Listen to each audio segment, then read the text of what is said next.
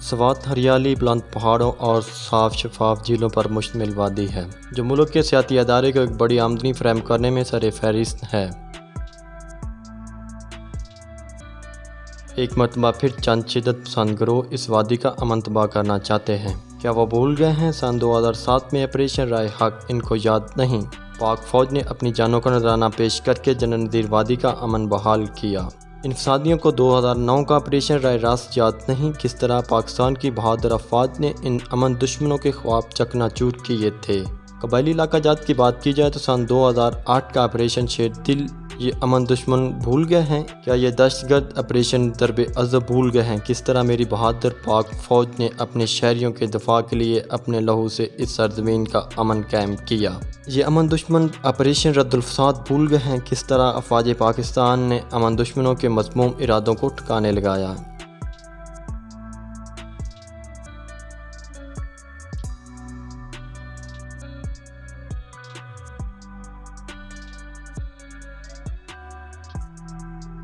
شدت پسند گروہ اب جنرل نذیر وادی سوات کی طرف میلی آنکھ سے بھی دیکھیں گے تو افواج پاکستان ان کو جہنم واصل کر دے گی۔ پاک فوج اپنے ملک کا دفاع کرنا جانتی ہے، جس طرح پہلے دشمن کو ٹھکانے لگایا اب بھی اسی طرح بہادر فوجی اپنے ملک کا دفاع کریں گے۔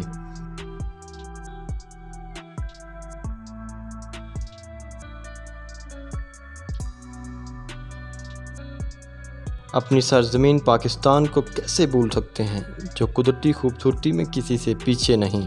فن لینڈ ہو، اٹلی، کینیڈا، فرانس اور دیگر ملکوں کی بات کی جائے لیکن پاکستان بھی خوبصورتی میں کم نہیں۔ پاک سرزمین کی جنرل نذیر وادی سوات کا مقابلہ کوئی نہیں کر سکتا۔